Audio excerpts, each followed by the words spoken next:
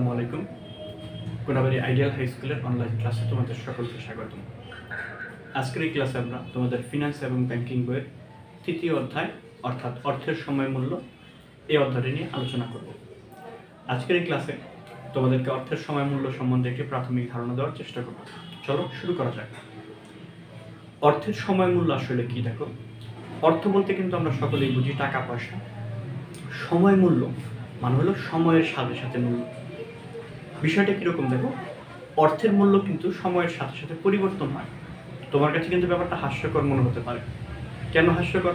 তোমার কাছে আজকে যে 10 টাকার নোট আছে বা 50 টাকার নোট আছে, সেটা কিন্তু 5 মাস পরেও সেই 50 টাকার নোটই থাকবে, সেটা কিন্তু পরিবর্তন হয়ে 500 টাকার নোট হবে না। তাহলে অর্থের মূল্যমানের কীভাবে পরিবর্তন হলো বা অর্থের সময় মূল্য কেন হলো, এটা তোমার চিন্তা ভাবনা হতে পারে, যে কারণে অর্থের সময় মূল্যটিকে তোমার কাছে একটি হাস্যকর বিষয় মনে হতে পারে। আবার চিন্তা করে দেখো, তোমার কাছে এখন 1000 টাকা আছে। এই টাকা তুমি যদি ব্যাংকে জমা রাখো, ব্যাংক যদি তোমাকে 10% হারে সুদ দেয়, তাহলে কি হবে?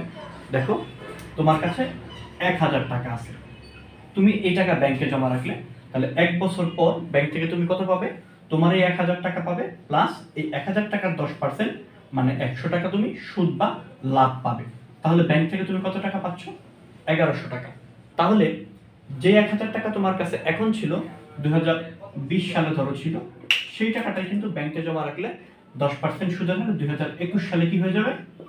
1100 টাকা হয়ে যাবে। তাহলে দেখতে পারতেছো অর্থের মূল্যের কিন্তু পরিবর্তন হয়।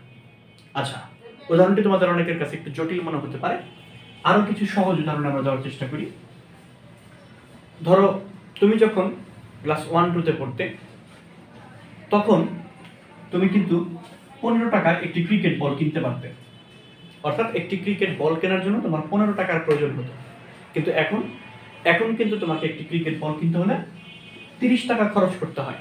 তাহলে দেখো, যেই জিনিসটি তুমি 15 টাকায় পেতে 7 বছর আগে, সেই একই জিনিসটি তুমি এখন 30 টাকায় ক্রয় করতেছো।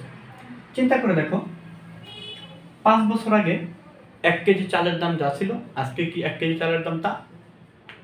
আবার এটি কিন্তু আস্তে আস্তে বাড়তে পারে বা কমতেও পারে, কিন্তু অর্থের সময় মূল্য কিন্তু সবসময় বাড়বে। কেন বাড়বে? যেটা তোমাকে প্রথম উদাহরণে দেখালাম, যে তুমি যদি ব্যাংকে টাকা জমা রাখো, তাহলে কিন্তু তুমি ব্যাংক থেকে একটি লাভ পাচ্ছ বা মুনাফা পাচ্ছ। তো এই কারণে কিন্তু মূলত এই ব্যাংক সুদের হারের কারণে কিন্তু অর্থের সময় মূল্যের পরিবর্তন হয়। তোমাদেরকে আরো একটি উদাহরণ দেওয়ার চেষ্টা করবো। ধরো, তোমার কাছে 2000 টাকা আছে।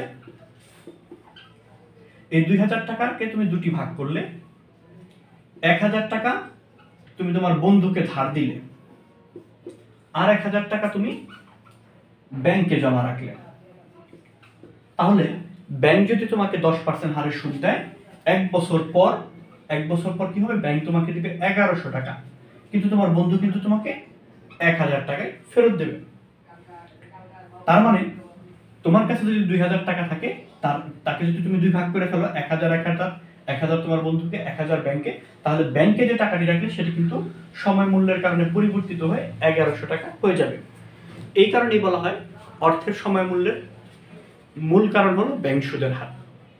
তো আমরা যদি সংজ্ঞা আকারে অর্থের সময় মূল্য বলতে চাই, অর্থাৎ অর্থের সময় মূল্য কি বা অর্থের সময় মূল্য কাকে বলে, তাহলে আমরা বলতে পারি সময়ের পরিবর্তনের সাথে সাথে, দেখো এখানে ছিল এই বছর, তুমি 1 বছর পর, তাহলে সময়ের পরিবর্তন হলো।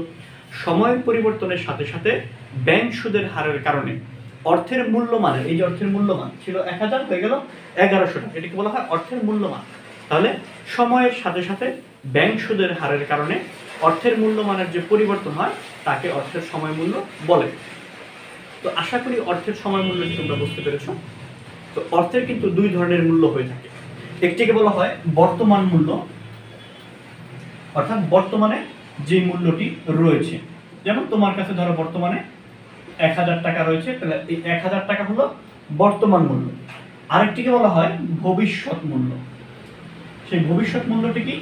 তুমি যদি এই 1000 টাকা ব্যাংকে জমা রাখো, ব্যাংক যদি তোমাকে 10% সুদ দেয়, তাহলে 1 বছর পরে এই 1000 টাকার ভবিষ্যৎ মূল্য হবে 1100 টাকা।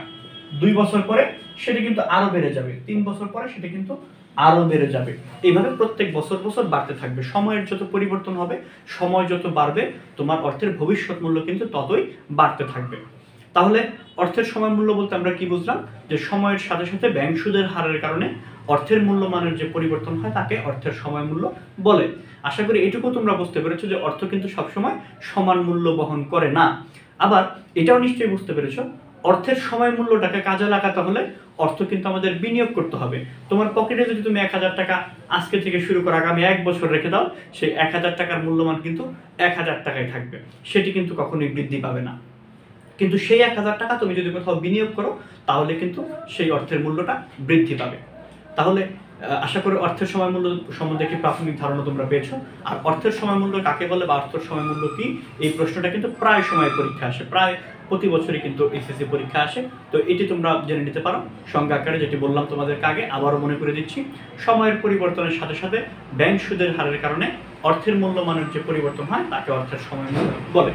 তো আগামী ক্লাসে আমরা বর্তমান মূল্য এবং ভবিষ্যৎ মূল্য নিয়ে বিস্তারিত আলোচনা করব এবং সুযোগ ব্যয় নিয়ে আলোচনা করব। আশা করি তোমরা সেই ক্লাসটাও মনোযোগ সহকারে দেখবে। ধন্যবাদ সকলকে।